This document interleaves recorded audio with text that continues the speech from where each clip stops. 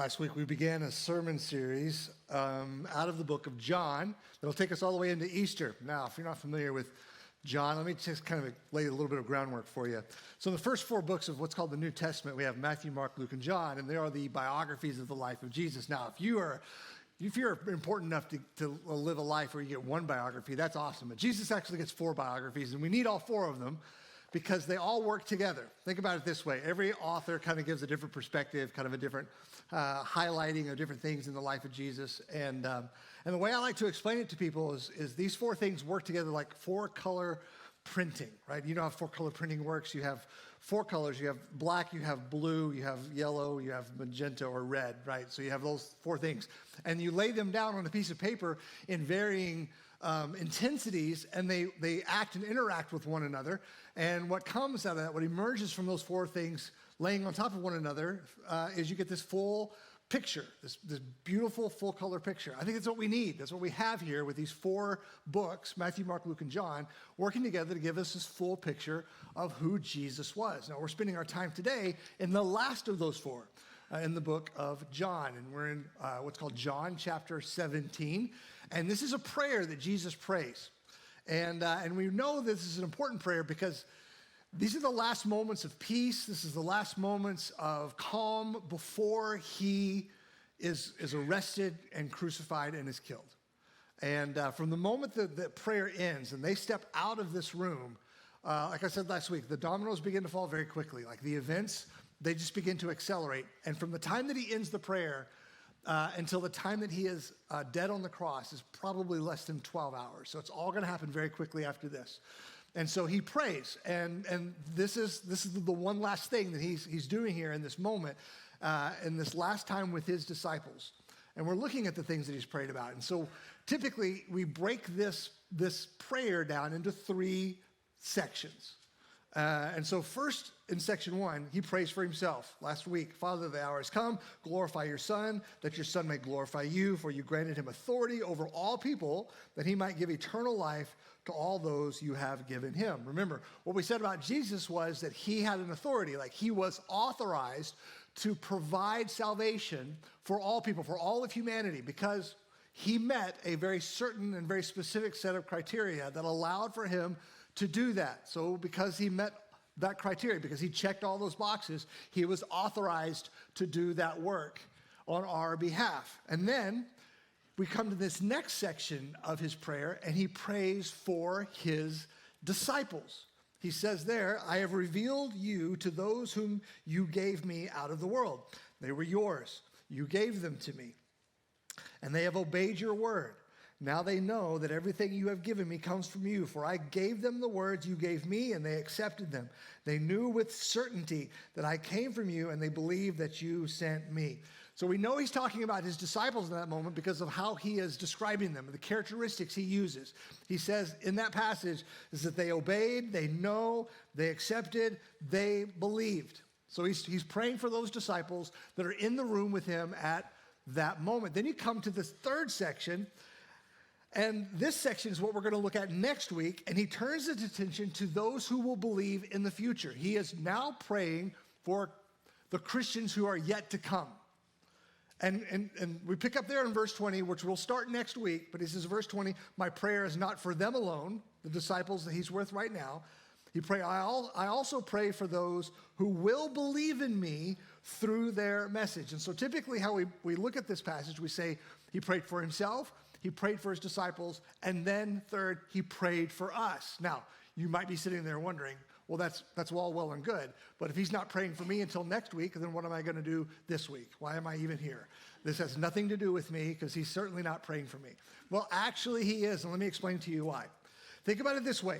When Jesus prayed this prayer, you were still in the category of those who will believe, right? Because you hadn't even existed to not believe, right? You weren't yet. But you were still in that category. If you were in any category, you are still in the category of those who will one day believe. But then, from the time that prayer was prayed until today, a lot has happened in a lot of your lives. and you came to faith, right? You came to a point where you were confronted with this message of who Jesus was and what he did for you, and you've put your faith in him, right? You did all those things that he talked about. Between then and now, you believed, you accepted, and so today you know, and you do your best to obey. And so you became a Christian. At some point in your past, for many of you in this room, you became a Christian, and as a Christian, you are also a disciple. And so what he prays for them, he's also praying for us. When he says there in verse 9, I pray for them, it means he in that moment, at that time, he was praying for Peter and Andrew and James and John and Thaddeus and Matthew and Thomas and Bartholomew and all the rest of them, right? But it also means he was praying. He was praying for Ryan, and he was praying for Dylan. He was praying for Sean. He was praying for Nick. He was praying for Jay and Aaron. And he was praying for Dean. He was praying for Sandra. He was praying for Tamara. He was praying for all of you. You were being prayed for. So he's praying for you like he was praying for them. And what he wants for his followers then, he still wants for his followers today. What he prays for and what he wants for them, he still wants for you. But it's interesting, look how he continues, because he's not done. He goes, I pray for them. Then he says very specifically, I am not praying for the world. Now, what's the world? The world is the catch-all phrase for kind of everything and everyone that falls out of the realm of belief, right? So that's kind of how the world is kind of, you want one word for the whole thing, right? There are people who follow Jesus and people who don't.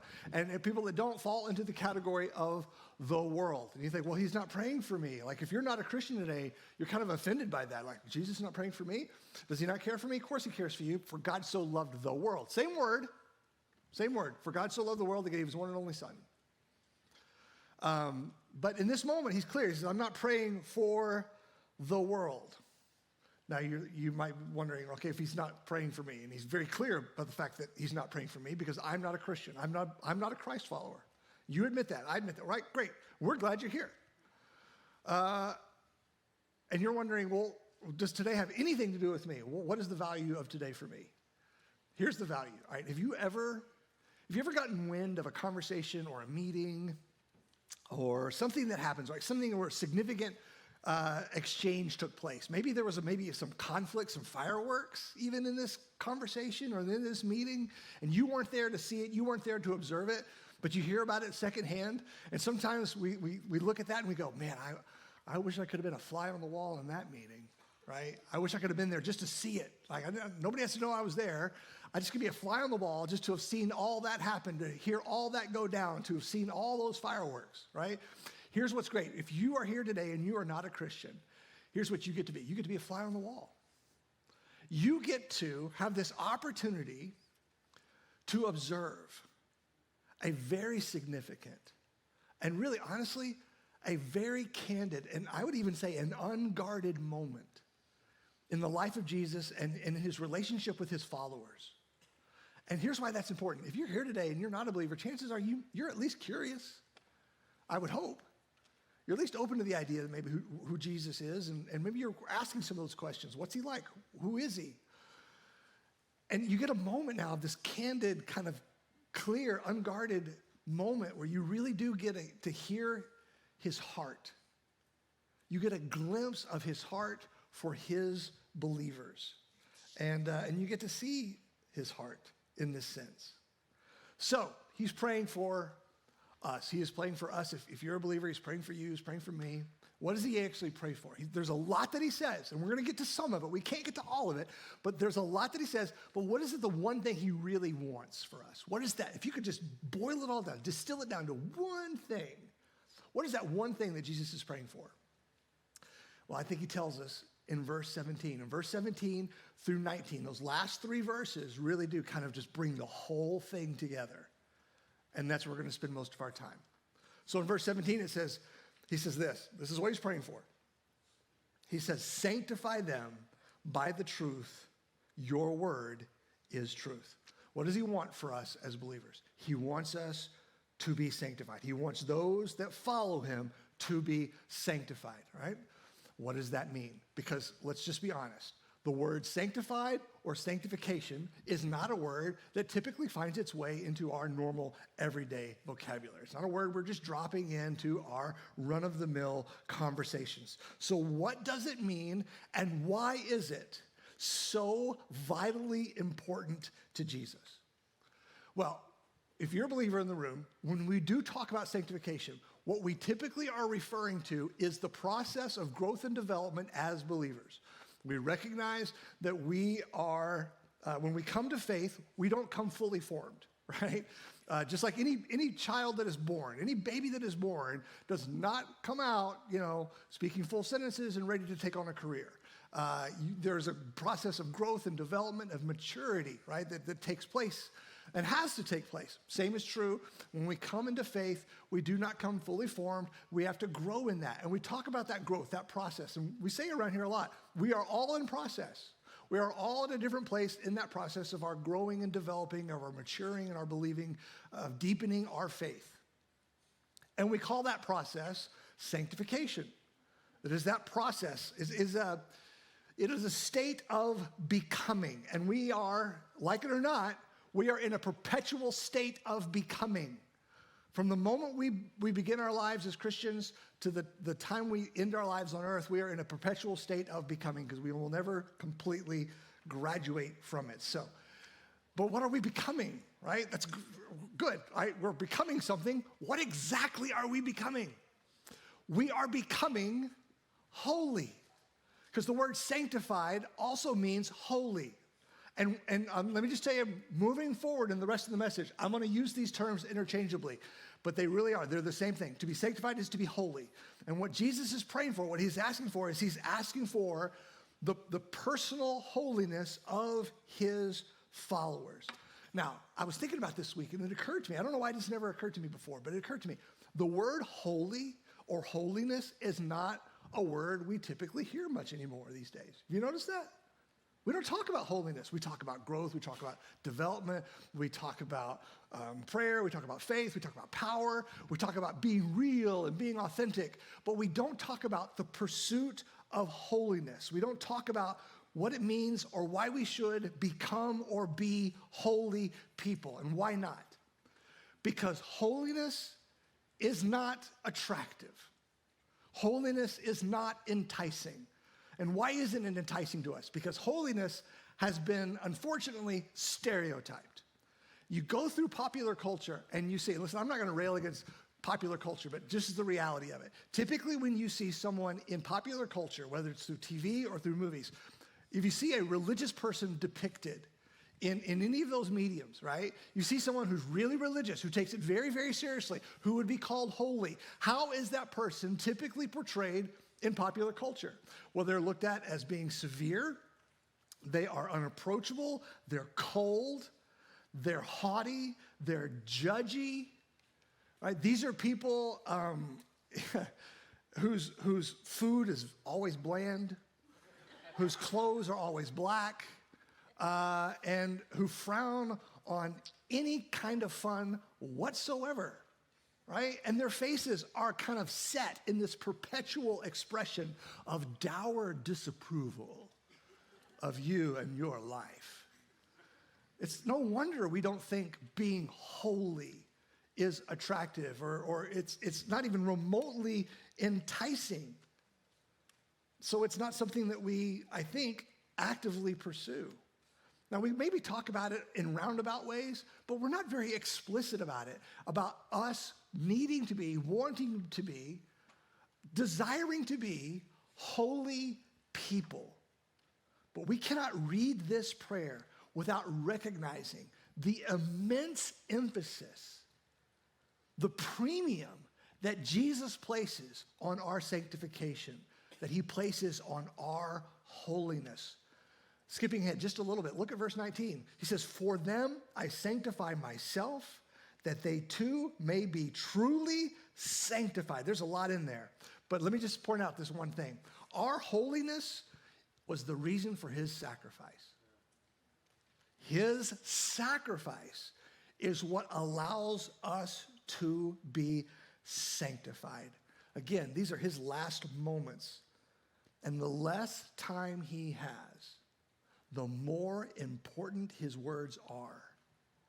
Feel the weight of this moment and of these words. Here at the end, what comes to mind? What does he want? What does he pray for?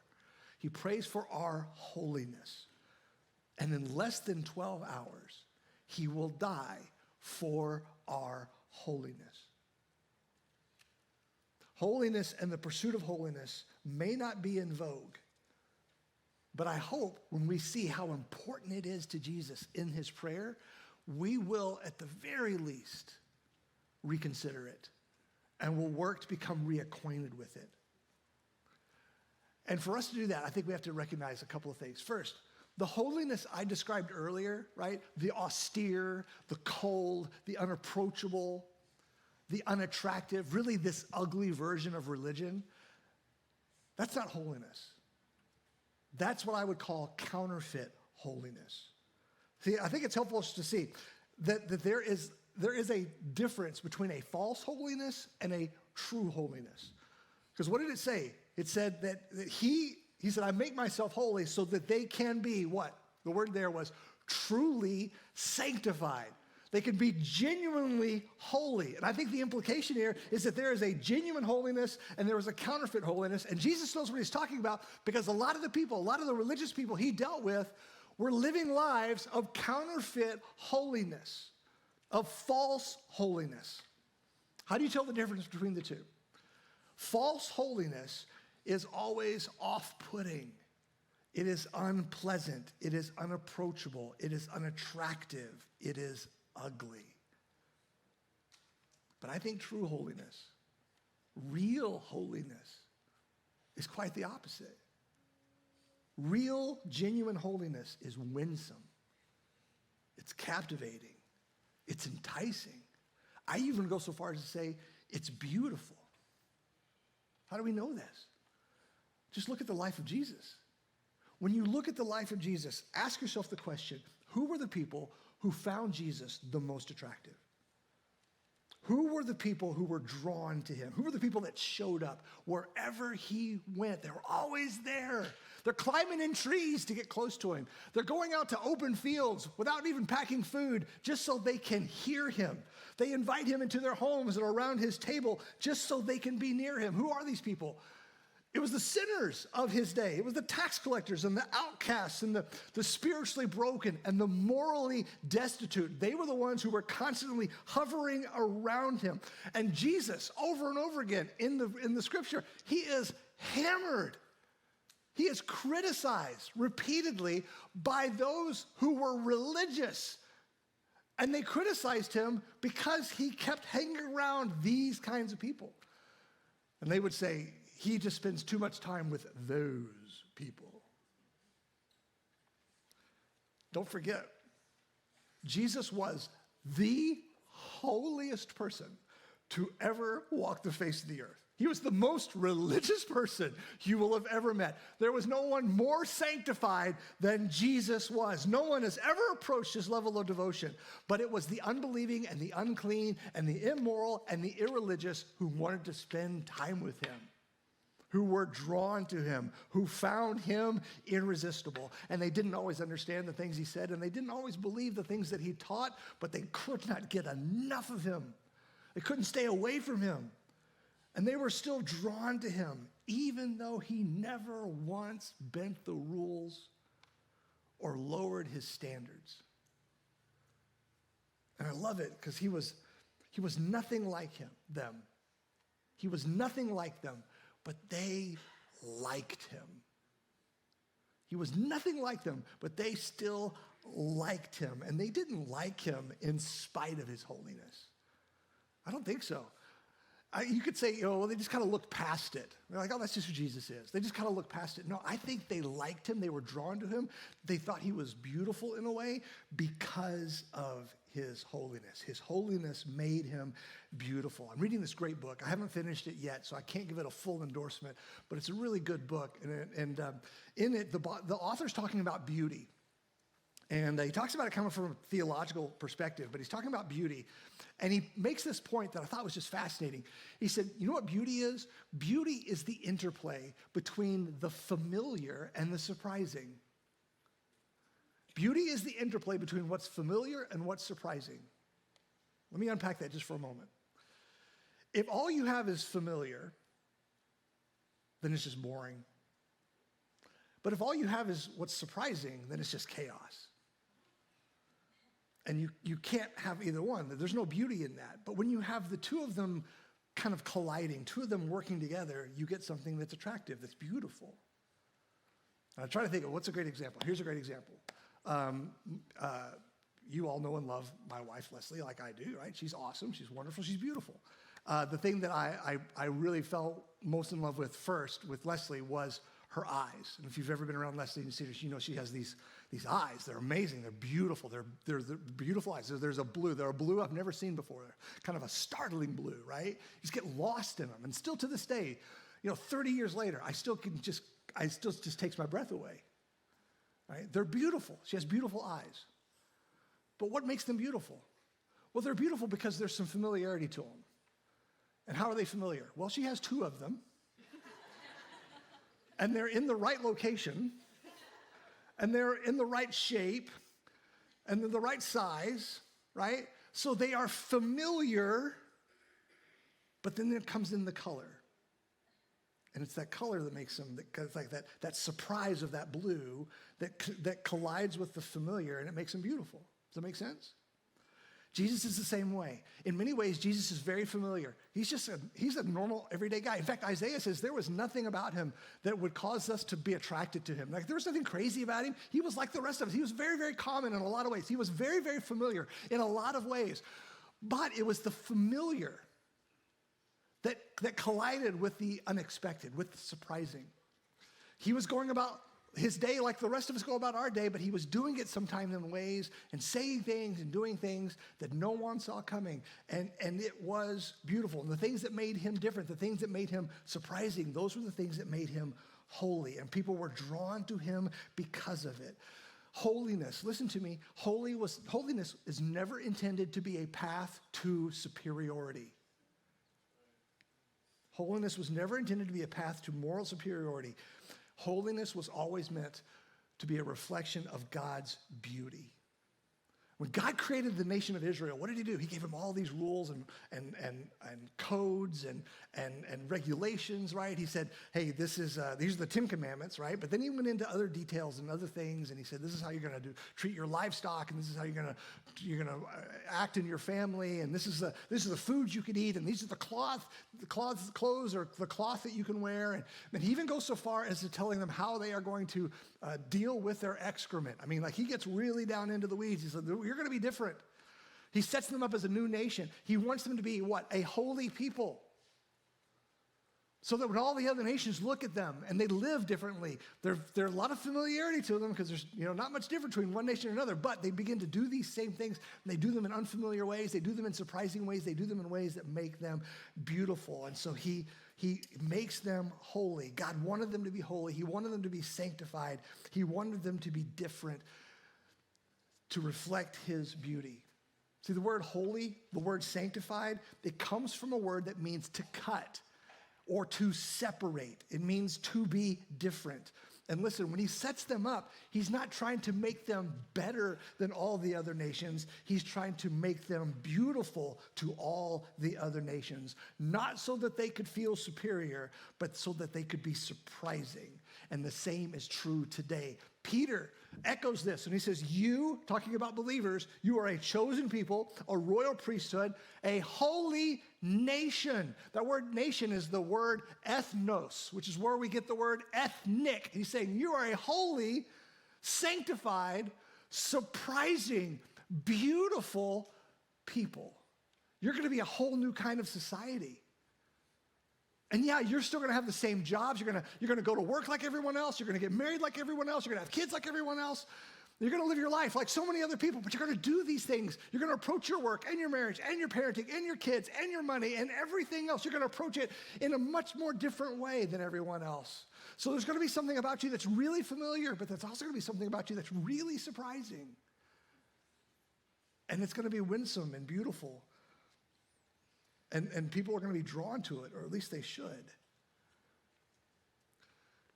See, and if they're not, we need to look at ourselves.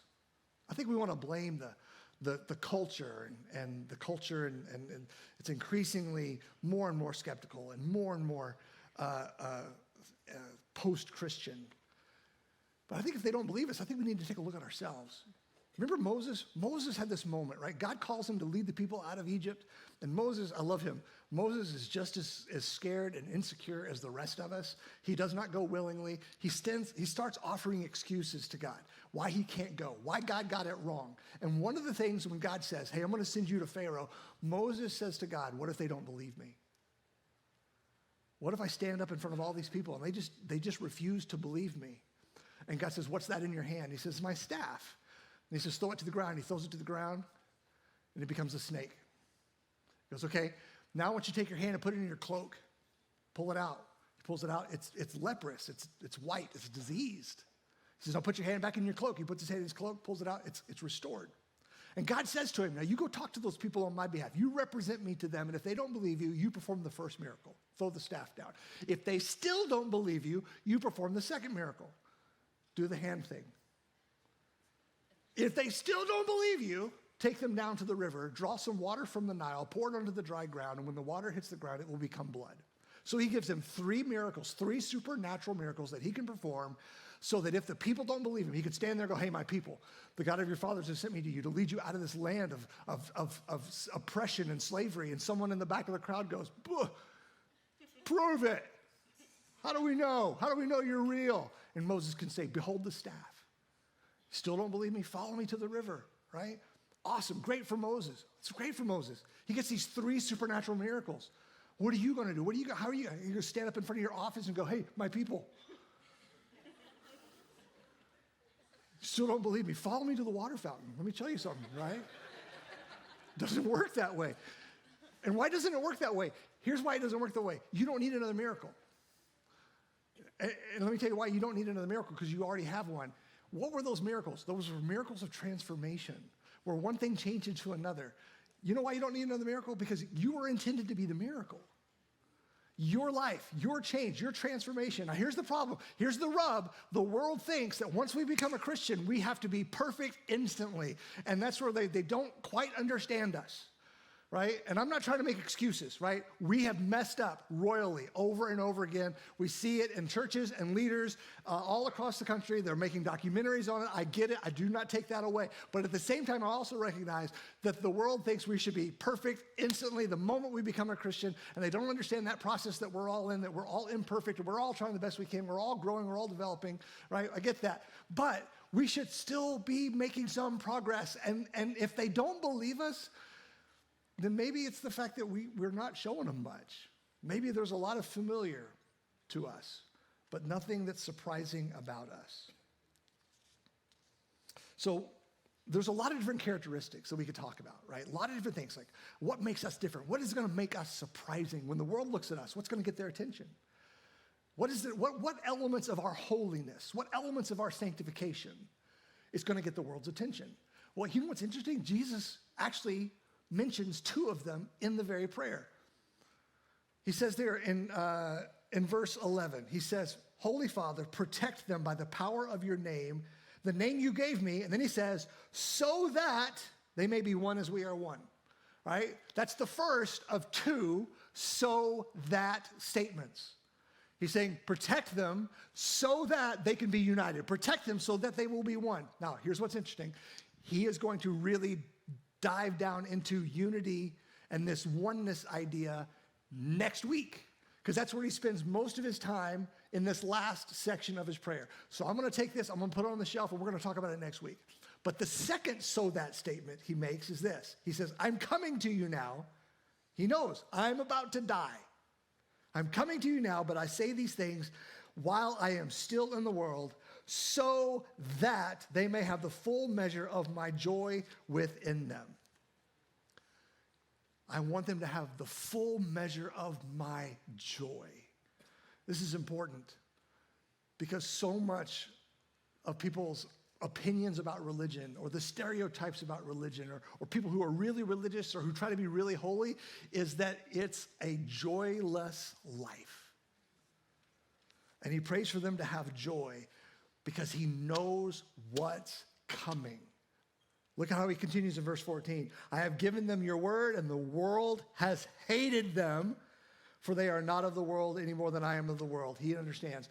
When he leaves, and he leaves them alone, and they're now taking the message, and they're now establishing the church, it's not going to be easy. There are going to be hardships and grief and trials and persecution, and they will lose more than they know. But he prays for them in the middle of it all to continue to have a full measure of his joy, a joy that will meet every challenge, a joy that will survive every injustice, a joy that will sustain them even when they are mistreated, even while they are abused, even when they are assaulted, and when they are persecuted. And when you can have a people that endures all of that and they still have a joy to them, there is still a joy about them because there is a hope that is in them, tell me that's not going to be surprising. That's not going to be enticing. Tell me that's not beautiful. And so in verse 15, he says, my prayer is not that you take them out of the world, but that you protect them from the evil one. He says, I'm leaving, but they got to stay. Don't take them out of the world. Don't remove them, but protect them. Which really brings us to the next and the last element that separates genuine holiness from a counterfeit holiness. See, false holiness always pulls you out of the world. But genuine holiness, true sanctification, will always drive you into the world. See, what I said before, the word holy comes from a word that means to cut or to be separate. And the problem with that is what some people have done is they've taken that and they've misinterpreted, they've mangled it. And they think the path to holiness is through separation and isolation. And what that does is they just separate themselves from the world and they isolate themselves from others and they elevate themselves into this kind of this moral superiority, right? And that counterfeit holiness is created through this separation and isolation. So this false holiness pulls you out, but a true holiness sends you in. And we pull ourselves out. I don't want to get too down on these people. When you pull yourself out, and some of you might be doing that, we struggle against this. I struggle against this. We pull ourselves out for the best possible reasons. We want to be good people. We want to be good Christians, but we don't want the world to influence us. And so we go, I got to limit the world's influence on me. And yes, we do. Yes, I understand that. But I think what we do is we say, I got to cut everything off, and we remove ourselves from the world's influence, but we forget if we remove ourselves too much, and when I say too much, we create little Christian subcultures for ourselves so we can all speak the same language and we can all have the same values and we can all be comfortable with one another.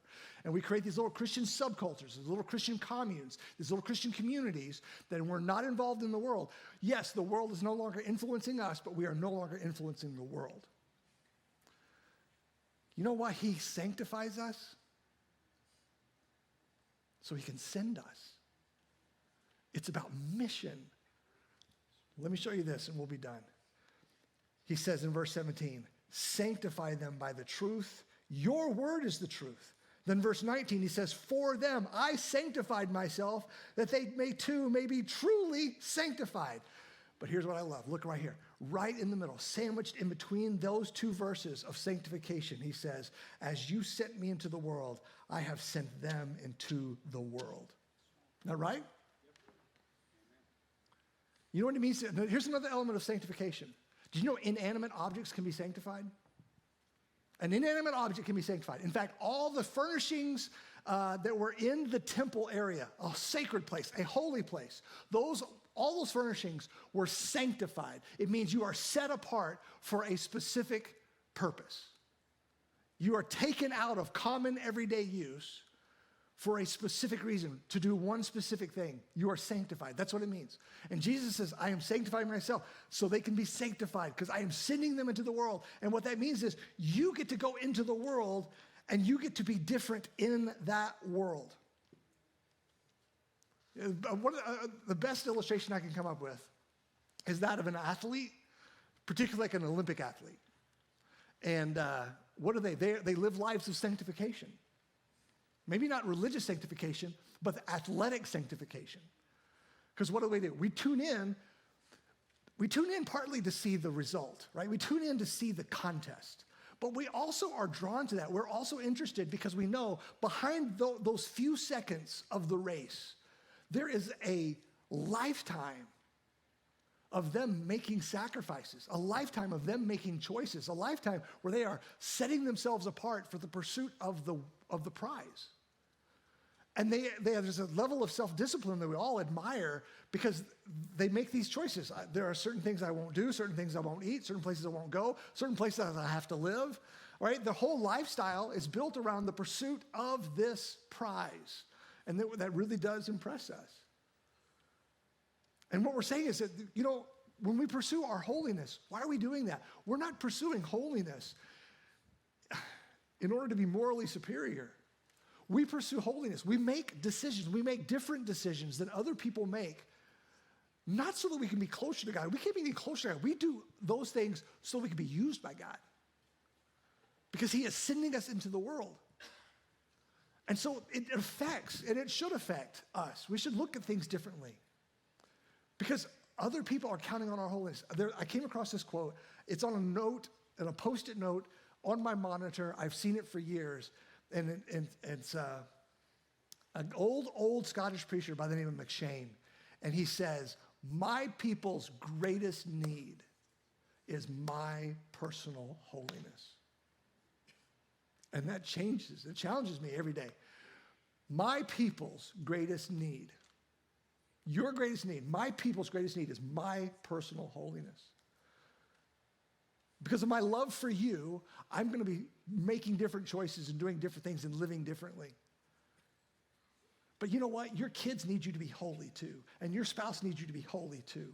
And the people you work with, your coworkers, they need you to be holy too. They need you to be different. They need you to be distinct. They need you to make different decisions and live differently. And you're familiar to them, but you're also surprising to them at the same time. Because God is not taking us out of the world. He is purposely putting us into the world so that we can show and reflect his beauty to the world. The beauty of holiness. Last thing and we'll go. Verse 19, again, he says, for them I sanctified myself, that they may too be truly sanctified. And if you're looking at it, you're thinking, well, wait a minute, time out. How can Jesus be sanctified? Isn't he sinless? I mean, I just said a few minutes ago, there was no one on the earth more holy than Jesus. Why does Jesus need to be sanctified? He needs to be sanctified in that second sense of the word, where what he is saying is I am setting myself apart for the purpose of their sanctification. And when I said before, to be sanctified needs to be cut, to be separated. Jesus was literally cut off. He was separated on the cross from his Father in order to pay the price for our sin, to bear the burden of our penalty. He experienced our sin so that we could have his holiness, so he could make us truly sanctified. That's what he did for us. He was cut off. He was separated so you could be brought back in, made holy, made different. Let's pray together. God, I pray that today we look at ourselves differently and we look at holiness differently, and we would just begin to challenge ourselves with the things that we see and the things that we put in front of our eyes, the things we put in front of our ears, the places we go and the ways that we act and how we choose to spend our money and all those things, God. And we would now approach holiness with a sense of purpose to it, with a sense of mission behind it, understanding, God, that our goal now is to reflect your beauty, that our holiness would be winsome and humble and beautiful to those who are watching, that we would have a joy about us, and our lives would be full of color and laughter and fun, even in the midst of our pain. God, you'd make us different. You'd make us a holy people, that we would become a new kind of society so the watching world could see what you have to offer them through us. We pray this in Jesus' name. Amen.